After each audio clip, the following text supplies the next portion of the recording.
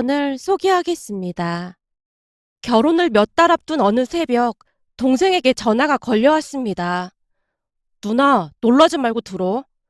무슨 일인데 이 새벽에 누나한테 연락을 다 했어? 지금 아빠가 쓰러지셔서 수술 들어가셨어. 뭐? 쓰러지다니? 아빠가 갑자기 왜 쓰러져?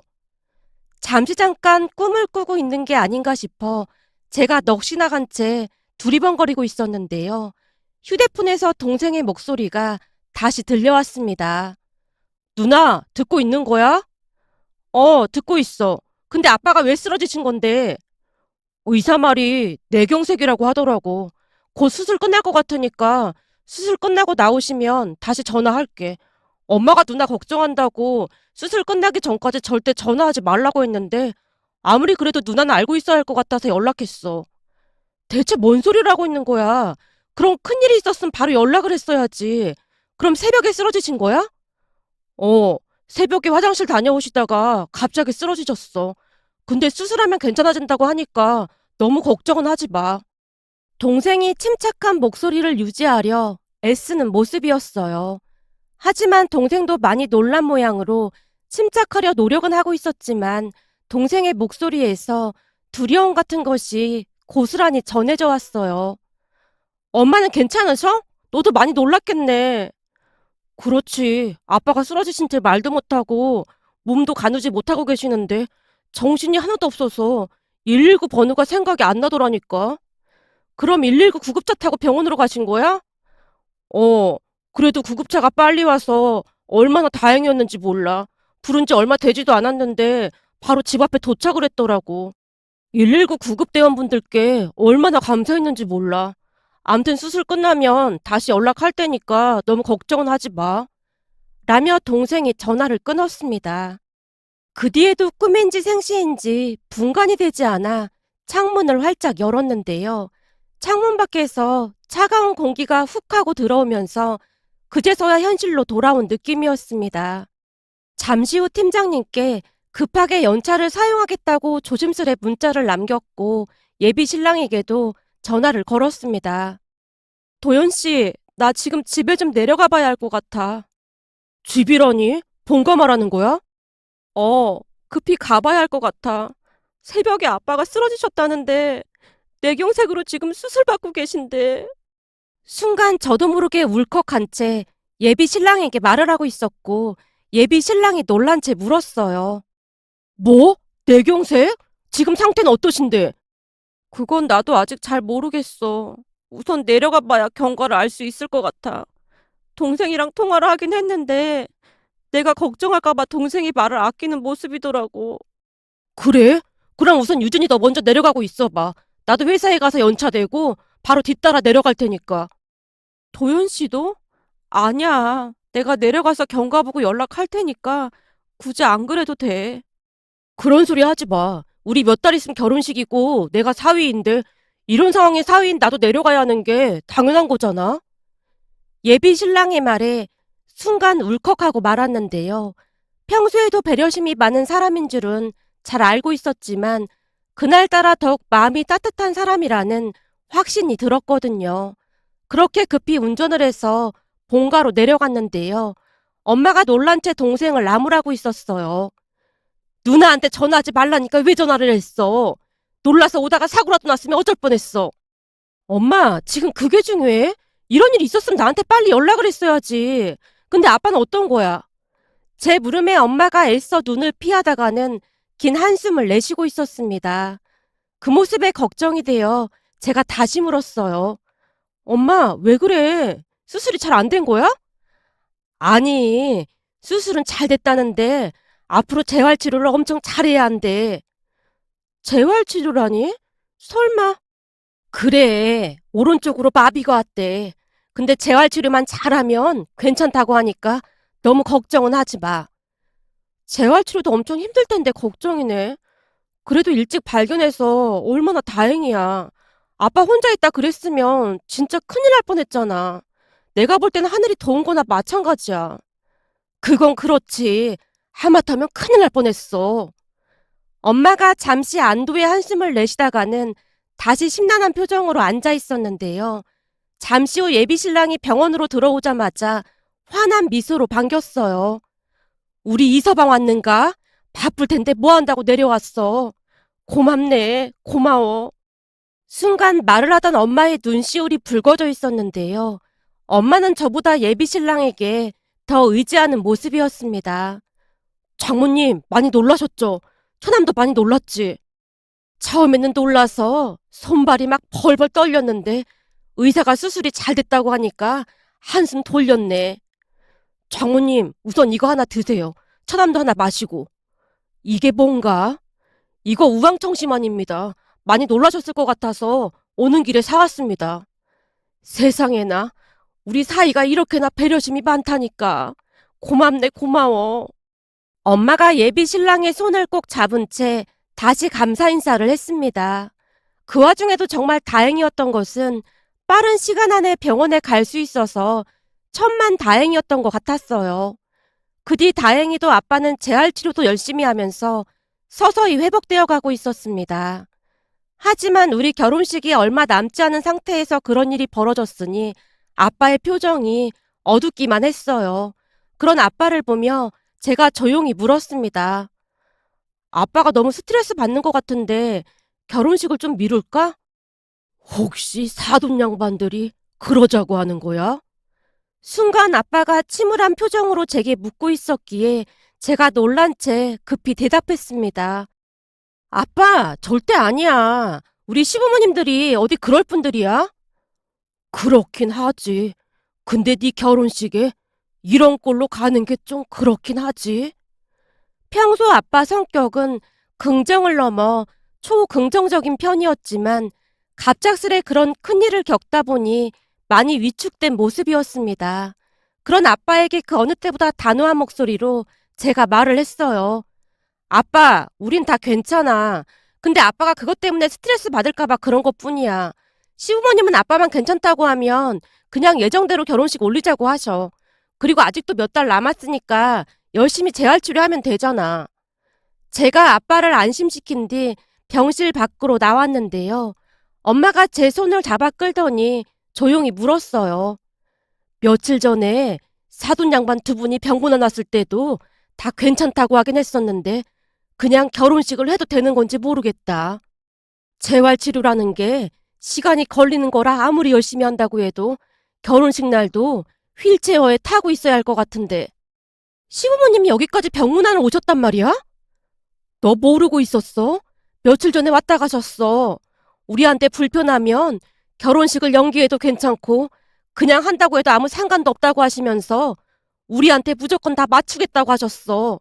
세상에 그런 분들이 어딨겠니? 어찌나 고마웠는지 모른다. 그제서야 시부모님이 병문안 다녀간 걸 알게 돼서 많이 놀란 채 서 있었는데요. 엄마가 제 눈치를 보며 다시 말을 꺼냈어요. 저기, 아빠가 네 결혼식장에 저런 모습으로 가고 싶지 않다고 하면서 그냥 큰아빠 손잡고 들어가게 하라고 어찌나 난리를 치는지 몰라. 뭐? 무슨 말도 안 되는 소리야. 그리고 신부 입장은 우리 둘이 같이 입장하기로 했어. 요즘은 그렇게 하는 사람들도 많거든. 그러니까 그런 걱정은 할 필요 없어. 혼주석에 앉아있다가 사진만 찍으면 되니까 너무 걱정하지 마. 그래도 사람들이 좋은 날 앞두고 저렇게 돼서 혹시나 수군거릴까봐 아빠가 걱정이 태산이야.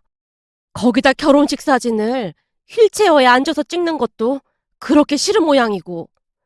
엄마가 걱정스레 다시 긴 한숨을 내쉬고 있었습니다. 엄마도 아빠와 마찬가지로 매사 밝은 성격이었는데요. 아빠가 쓰러지고 나서는 한숨을 쉬는 일이 잦아졌습니다. 그 뒤 우리는 예비 시댁에 찾아가서 진지하게 의논을 할 수밖에 없었어요. 우선 시아버님이 신중하게 말을 꺼냈어요. 이 문제는 무엇보다도 바깥사돈의 마음이 중요한 거야. 바깥사돈 생각은 잘 확인해 본 거니? 네, 재활치료를 한다고 해도 언제쯤 완쾌가 될지 알 수 없으니까 아빠는 그냥 예정대로 결혼식을 올렸으면 하시더라고요. 그런데 문제가 있는데요. 제가 선뜻 말을 꺼내지 못한 채 두 분 눈치만 보고 있었는데요. 문제가 있다니? 무슨 문제? 그게 아빠가 결혼식 참석을 거부하고 있는 상황입니다. 뭐? 아무리 그래도 그렇지. 하나뿐인 딸 결혼식에 참석을 하셔야지. 저도 같은 생각이긴 한데 아무래도 스스로 마비가 오다 보니까 큰 충격을 받으신 것 같아요.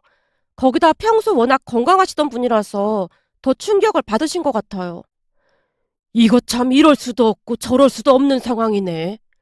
라며 시아버님이 땅이 꺼져라 한숨을 내쉬고 있었는데요. 결혼식을 앞두고 그런 일이 생겨서 예비시댁 가족들에게도 참 미안하기만 했습니다. 결국 그날 결론을 맺지 못한 채 집으로 돌아갔고 며칠 뒤 다시 예비시댁을 찾았는데요.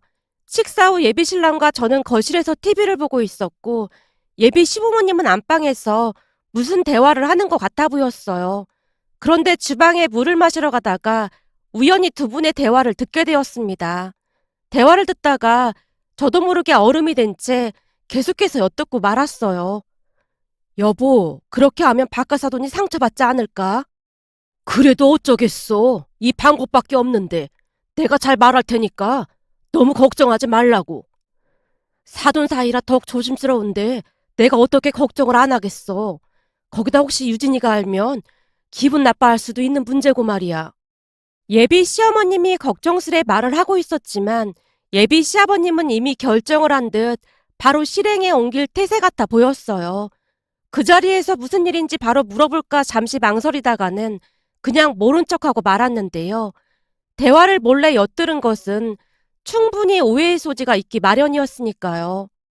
그 뒤 저는 몇 날 며칠을 온갖 상상이란 상상은 다 했던 것 같습니다. 결국 제일 친한 친구를 만나서 예비 시부모님의 대화 내용을 말하게 되었는데요. 제 이야기를 듣던 친구가 고개를 갸우뚱거리며 말했어요. 저기, 이건 그냥 내가 추측하는 거니까 너무 심각하게는 생각하지 말고 그냥 참고만 해. 알았어. 네 느낌은 어때? 그냥 그런 식으로 말씀을 하셨거든. 이게 참 복잡해. 그동안 너한테 들은 바로는 시부모님이 엄청 좋은 분들이라고 했잖아? 그랬지. 지금까지는 엄청 좋은 분들이었지. 근데 두 분이 그런 얘기를 했다는 건 앞뒤가 다른 사람들 그런 거 아닐까? 앞뒤가 다르다니? 그러니까 겉과 속이 다르다는 그런 말인 거지. 겉으로는 착한 척 하면서 속에서는 다른 생각을 하고 있는 사람들 있잖아. 우리 회사 선배 하나도 시어머니가 그렇게 겉과 속이 다르다고 하더라고. 그 언니네 남편 있을 때는 그렇게 잘해주다가 없을 때는 엄청 잔소리하고 막 그런데 오죽했으면 녹음까지 해서 남편한테 실상을 알렸다고 하더라고. 진짜? 그런 시어머니가 진짜 있긴 있나 보네. 있다뿐이야. 찾아보면 엄청 많을걸? 암튼 그건 그렇고 내 생각은 이래. 아무래도 결혼식 날 친척들까지 다 오는 자리인데 니네 아빠가 휠체어 타고 나타나면 하객들이 얼마나 수군대겠냐? 특히나 말 많은 사람들은 좋은 일 앞두고 마가 꼈다느니 하면서 별의별 말을 다 하면서 수군거릴걸? 그러니까 니네 시부모님 입장에서는 그게 많이 부담스러울 수도 있지. 그런가? 설마 우리 부모님께 이상한 말씀 하시는 거 아니겠지? 우리 아빠 지금도 많이 위축되어 계시거든. 글쎄, 가장 좋은 방법은 도현 씨한테 물어보는 게 좋지 않을까? 안 그럼 계속 이렇게 안 좋은 상상만 하게 되잖아. 라며 친구가 제 눈치를 보고 있었습니다. 결국 며칠 후 예비 신랑을 만나서 잔뜩 긴장한 채 물었어요. 저기 도현 씨, 이건 그냥 우리끼리만 알고 있었으면 좋겠는데 며칠 전에 시부모님께서 하시는 말씀을 우연히 듣게 되었거든? 제가 예비 신랑에게 그날 있었던 일을 말을 했고 예비 신랑이 대수롭지 않게 대답했어요. 그래? 근데 신경 쓸 필요 없을 것 같아. 부모님께서 알아서 하시겠지 뭐. 그러니까 너무 걱정은 하지 마. 혹시나 해서 물어보는 건데 우리 아빠가 휠체어 타고 혼주석에 앉아있는 거 시부모님 입장에서는 좀 그럴 수도 있겠지? 그럴 수도 있다는 말이 무슨 뜻이야? 그러니까 하객들이 막 수근거리고 그러는 거 걱정하시지 않을까 싶다는 말이지. 아니 남의 결혼식에 와서 그걸 수근대는 사람이 있다는 말이야? 설마 그런 사람이 있겠어? 내가 보기엔 유진이 너가 너무 예민한 것 같은데 마음을 조금만 여유 있게 갖도록 노력해봐. 설사 하객들이 수근거린다고 해도 그게 무슨 문제가 되겠어? 인성이 원래가 그런 사람들인데 굳이 상관할 필요도 없다 그 말이야. 예비 신랑이 어찌나 힘주어 말을 하던지 그 부분에 대해 더 이상 대화를 할 수가 없었습니다. 그렇게 몇 달이 지나 결혼식 날이 되었는데요. 처음과는 다르게 아빠의 건강도 많이 좋아졌고 재활도 열심히 하는 모습이었지만 마비된 부분이 원래대로 돌아오는 건 결코 쉬운 일이 아니었습니다. 그나마 다행이었던 것은 처음에는 결혼식장에 오지 않겠다던 아빠가 마음을 다잡은 것인지 별말을 하지 않고 참석을 했다는 겁니다. 그런데 그날 기가 막힌 일이 일어날 줄 누가 알았겠습니까? 예식장에서 하객들을 맞이할 때까지만 해도 아빠가 잔뜩 긴장을 한 채 휠체어에 앉아있는 모습이었는데요. 모든 진행이 끝나고 우선 신랑 쪽 일가 친척들과 사진 촬영을 하고 난 다음 신부 쪽 일가 친척들과 사진 촬영을 한다고 사진기사가 말을 꺼내던 순간 시아버님이 성큼성큼 걸어서 아빠 곁으로 다가가는 모습이었습니다. 그리고는 생각지도 못한 시아버님의 모습에 다 같이 숙연해질 수밖에 없었어요. 시아버님이 아빠에게 귓속말로 속삭이는 듯 하더니만 미리 준비해온 띠를 가지고 아빠 오른쪽 다리와 시아버님 왼쪽 다리를 묶는 듯 하더니만 아빠와 어깨동무를 하고 일어나는 모습이었거든요. 그 덕분에 아빠도 별 힘 들이지 않고 일어나고 있었어요. 그 바람에 시끌벅적하던 결혼식장이 일순간 조용해졌는데요. 시아버님이 조용히 구령을 하면 아빠가 천천히 발을 떼는 모습이었습니다. 그렇게 사진 촬영을 하기 위해 두 분이 어깨동무를 하고 나란히 서 있는 모습에 여기저기서 환호가 터져나온 건 물론이고 눈물까지 훔치는 분도 계셨습니다. 특히나 고모가 흐르는 눈물을 주체하지 못하고 있었어요. 물론 엄마와 우리 남매도 감동의 눈물을 흘린 건 말할 것도 없었고요. 그렇게 시아버님이 모든 결혼식 사진에 등장하는 아주 조금은 특이한 결혼식이 되었답니다.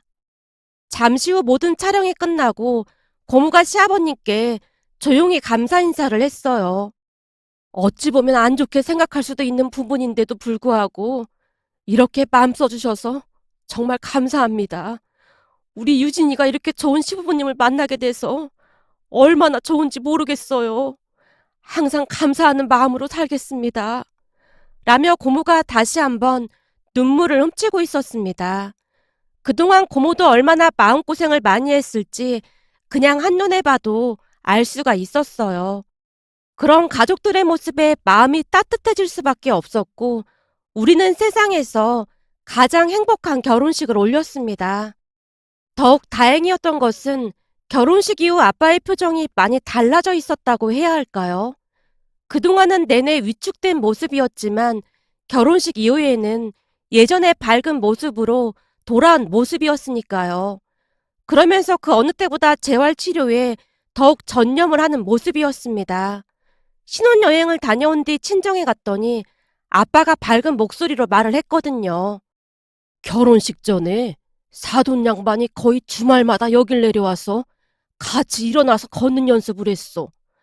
내가 다치기라도 할까봐 어찌나 신경을 쓰시던지 그 마음이 너무 고마워서 이 아빠가 정말 열심히 노력했다. 유진이도 앞으로 시부모님께 잘해야 한다. 세상에 그런 분들이 어디 있겠어. 라며 아빠가 몇 번이나 당부를 했는지 모르겠습니다. 잠시 후 주방에서 음식 준비를 하고 있던 엄마에게 다가갔는데요. 엄마가 감격스러운 듯 말을 꺼냈어요. 말도 마라. 결혼식 이후로 네 아빠가 재활치료에 더 열심히야. 바깥 사돈이 재활치료 다 끝나면 부부 동반으로 같이 여행 가자고 했거든. 네 고모는 농사지은 고구마랑 이것저것들을 잔뜩 사돈댁에 보내드리기도 했어. 고모가 시부모님께? 말도 마. 네 고모가 박하사돈 양반 팬이 돼서는 팬카페를 만들어야 한대나 뭐래나 지금 난리도 아니야. 친척들도 다들 입이 닳도록 칭찬하고 있고 말이야. 어디서 이런 사위가 나타난 건지 유진이 너는 전생에 나라를 구한 게 분명해.